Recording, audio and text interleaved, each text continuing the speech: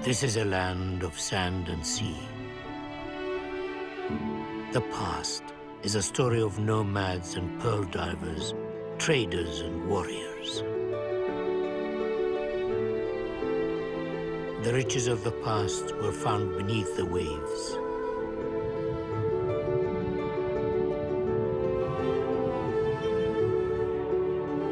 The riches of the present are found beneath the sand.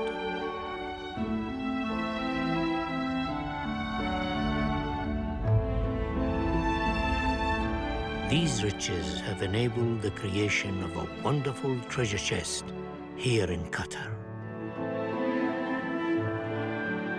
The Museum of Islamic Art.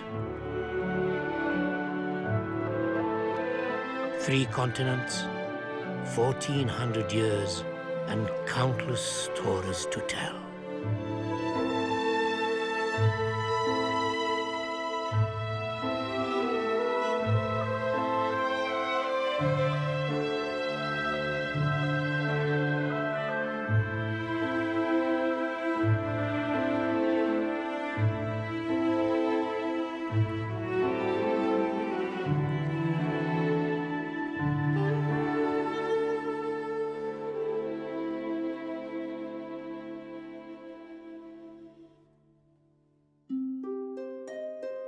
Some jewels are merely for the adornment of their wearer and sit in silence. Others have stories to tell. Some are stories of love and betrayal. Others are marked by tragedy and loss.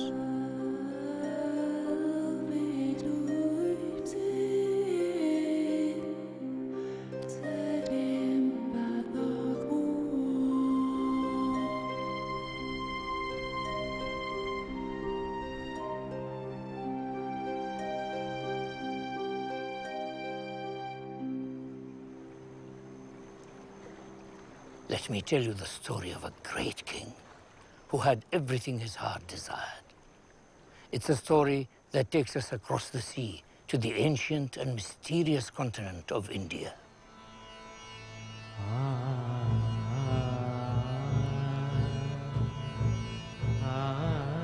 A land of great rivers and wondrous palaces. Ancient temples and shining mosques, where our story of great love and terrible grief will unfold. It is the time of the mighty Mughal kings, the powerful Islamic dynasty which ruled a vast territory of unrivaled wealth and strength. The empire was at its zenith.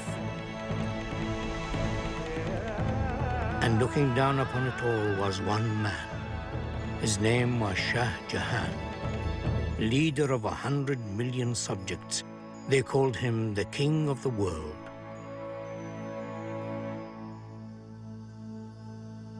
But this is not a story about wealth and power. It is a story about something far more precious. It's a story about eternal love.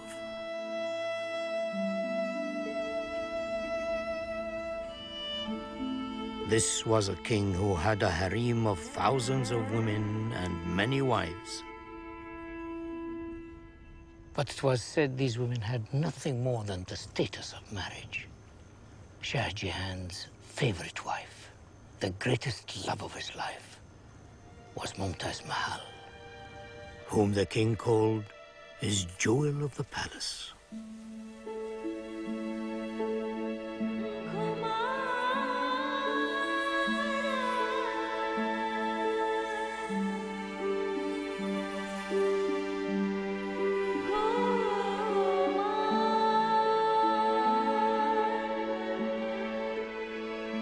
It was said the mutual affection and harmony between the two reached a degree never seen in a husband and wife.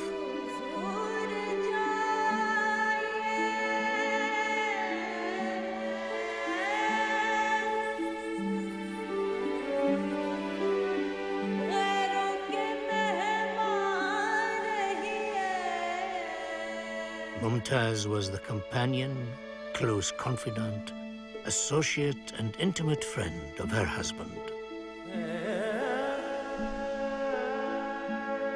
This was a king who had among his possessions the fabulous Koh-i-Noor, the largest diamond in the world.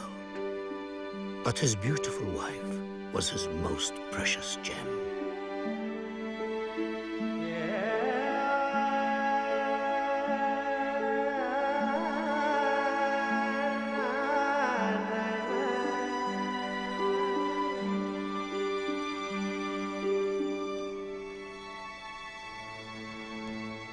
In the year 1631, the king and his family traveled to one of his many residences, the fort of Burhanpur.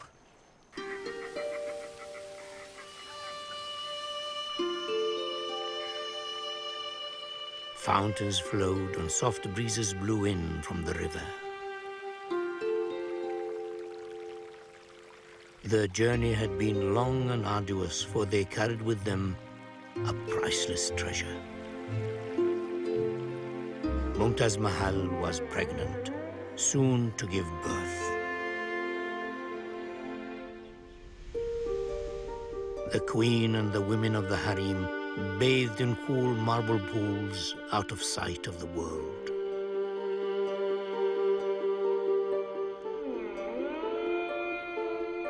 The talk was only of the new child. A child whose destiny was to live in a world of wealth and power, unimaginable to ordinary people.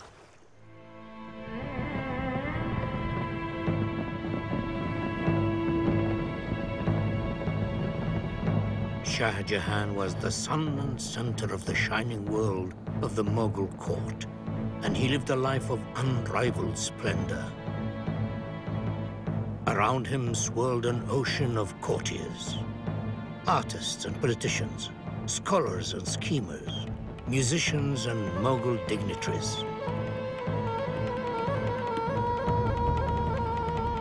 The emperor and his family lived lives of ritual, ceremony, and spectacular celebration.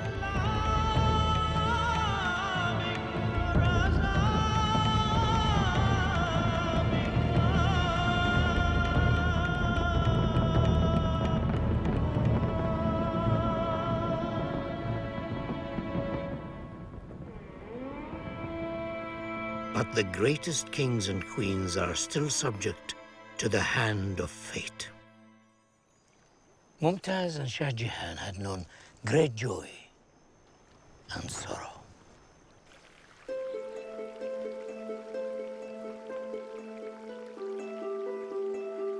More precious to them than any treasures were their beautiful children. Mumtaz had borne him 13 sons and daughters, but 7 had died in infancy. Despite their heartbreak, she remained forever at his side. For the man, she was his strength in sadness. To the king, she was the noble queen. And now, on that June day in Burhanpur, she told him that the birth of their latest child is very close. Truly, he was the king who had all his heart desired.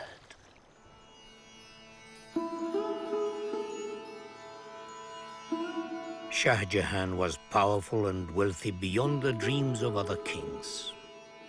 King Charles I of England struggled to maintain his court on a budget of £500,000. Shah Jahan's annual income was over 20 million. No expense was spared in creating a court of unrivaled opulence.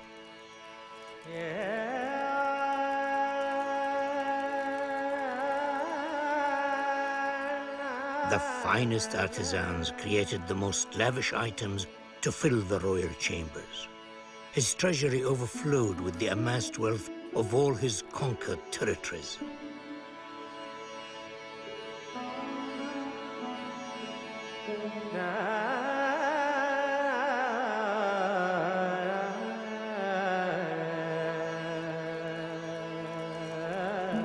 And to secure his reputation forever, he commissioned the ultimate royal status symbol, the peacock throne.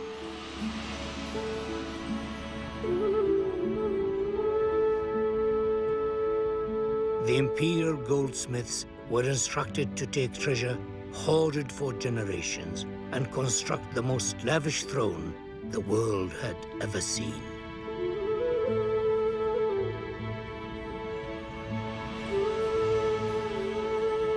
"7 years in the making, the throne contained 2,600 pounds of solid gold. 9 million rupees worth of gems were set into the throne, including the Kohinoor diamond. No one who saw it would doubt his strength and power.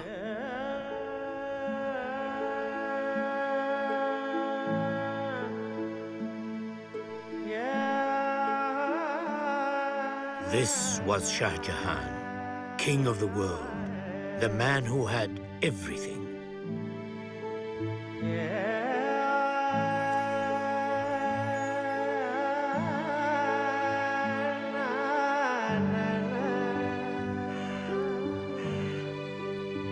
And then the hour arrived, when Shah Jahan learnt that his beloved had gone into labor with his 14th child. But Shah Jahan's beautiful world was about to change forever. In Burhanpur on that peaceful June day, messengers came running. They groveled before the king, afraid to tell him their terrible news. The physicians had heard crying from within the queen's womb. Shah Jahan ran to his beloved's bedside.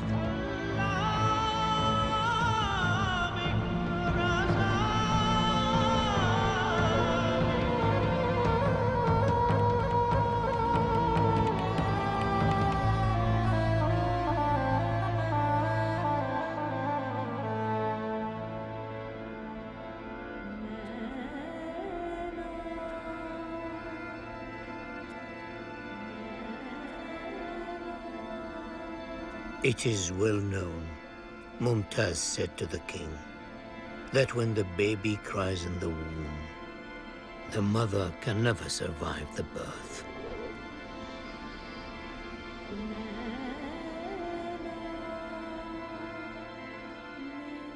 Shah Jahan wept uncontrollably. All his power and all his wealth meant nothing without Mumtaz Mahal. She held his hand and said to him, "Now that the Lord God has given it to you to rule the world, I have, alas, to depart in sorrow. Promise to keep my last 2 requests. Raise not any issue on any other woman, lest her children and mine should come to blows for the succession. My second prayer is that you should build over me such a mausoleum that the like of it may not be seen anywhere else in the world." And then, the moment after giving birth to her baby daughter,